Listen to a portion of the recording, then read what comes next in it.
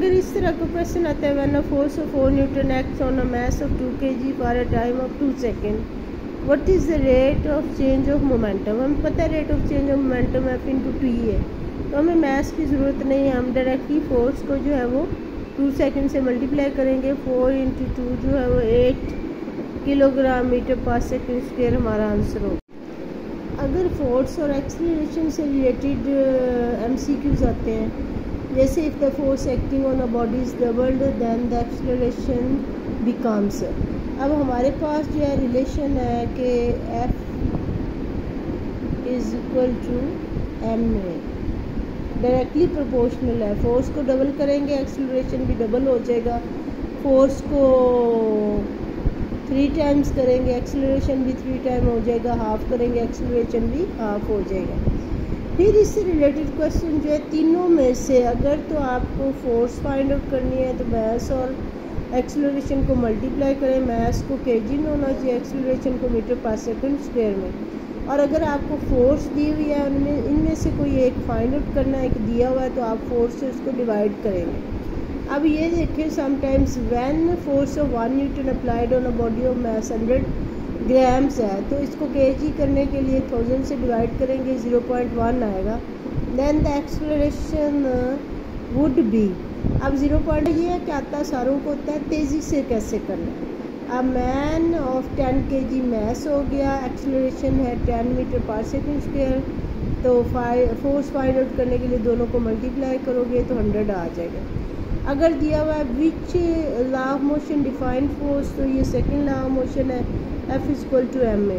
A force of 12 Newton gives an object an acceleration of 4 metre. अब force दी हुई है, इसको फोर्स से डिवाइड करेंगे तो 3 kg आपके पास मैस आ जाएगा।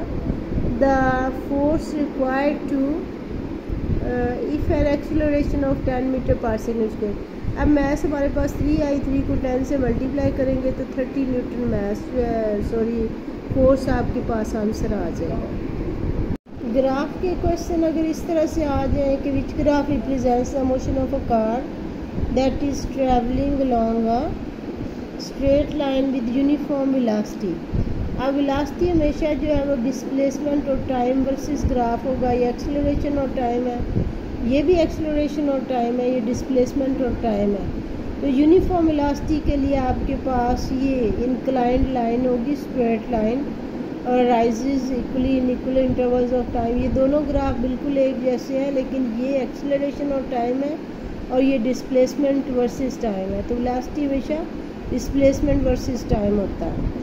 अब आगे देखें कि particle is moving in a straight line with uniform acceleration, which graph represents the motion of the particle. अब आपके पास यूनिफॉर्म एक्सीलरेशन है, तो इसमें आपके पास इंक्लाइंड लाइन होनी चाहिए जो वेलोसिटी और टाइम के दरमियान में। बेशक दोनों ग्राफ एक जैसे हैं, लेकिन यहाँ एक्सीलरेशन है इसलिए बी नहीं होगा, सी को टिक करेंगे। इस तरह के ग्राफ दे देते हैं जो आपके पास जो है वो डिस्प्लेसमेंट ओवर टाइम में है, तो आपने डिस्टेंस कवर्ड जो है वो फाइंड आउट करना है। अगर distance travelled by the body मालूम करना हो तो आपको ये ग्राफ में नज़र आ रहा है कि इस तरह से हम ये ले लें तो ये हमारे पास हो जाएंगे रेक्टेंगुलर पार्ट्स। अब ये अगर हम इसे यहाँ से पूरा करते हैं और इससे भी पूरा करते हैं तो हाफ ये निकल जाता है, हाफ ये।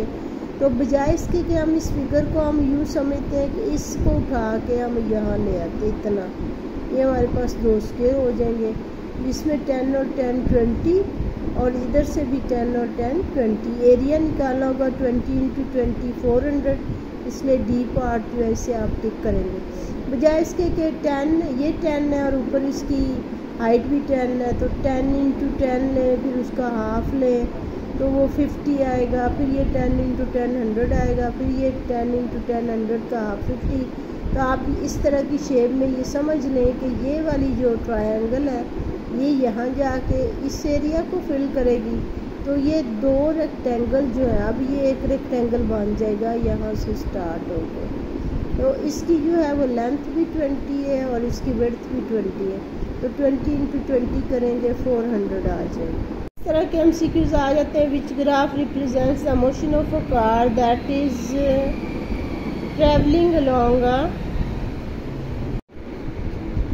अगर डिस्प्लेसमेंट वर्सेस ग्राफ जो है वो इस तरह का दिया हुआ हो, डिस्प्लेसमेंट वर्सेस टाइम ग्राफ, और ये पूछें कि कर्व का कौन सा पोर्शन है जहाँ पे फोर्स समझ नहीं कर रही, ए से बी, बी से सी, सी से डी जो है ये आपको जो शो कर रही है ये लाइन, ये शो करती है कि यहाँ पे फोर्स जो है वो अमल नहीं कर रही। ये वर्टिकल लाइन है जो इंक्रीज़ कर रही है, इक्वल इंक्रीज़ कर रही है with equal intervals of time में। बाकी ये भी कर्व शेप है, ये हॉरिजॉन्टल में आ जाता है, ये भी कर्व है। ये सिर्फ ये लाइन जो है वो स्ट्रेट है जो इक्वली राइज हो रही है in equal intervals of time में। तो ये शो करती है डिस्प्लेसमेंट वर्सेस टाइम ग्राफ, जिसमें कोई फोर्स जो है वो बॉडी मूव कर रही है उस पर एक्ट नहीं करती। समटाइम्स इस तरह के MCQs आ जाते हैं कि 2 व्हीकल्स हों, 2 कार्स हों, बसेस हों, moving in opposite direction with speed v, what will be there relative velocity.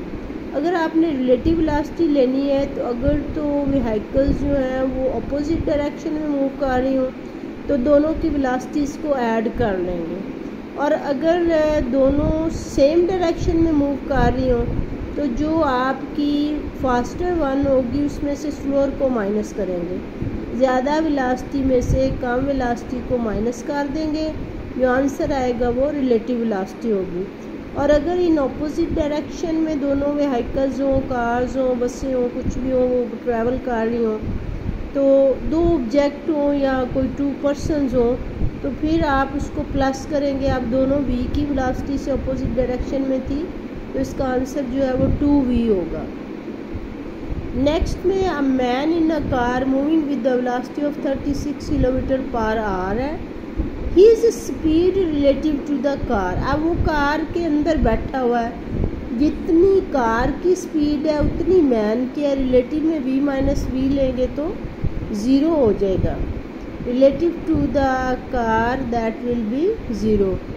A body can have constant velocity when it follows a circular path में उसकी वेलोसिटी कांस्टेंट हो सकती है। अभी देखिए a particle moves along the sides AB, BC and CD, each square of side 25 metre, हर एक की लेंथ 25 मीटर है, तो तीनों का डिस्टेंस जो है वो 25 को 3 से मल्टीप्लाई किया 75 हो गया। इन 15 मिनट्स अगर है तो उसकी वेलोसिटी क्या होगी, आप 75 को 15 से डिवाइड करेंगे तो 5 मीटर पर सेकंड स्क्वायर इसकी वेलोसिटी हो जाएगी।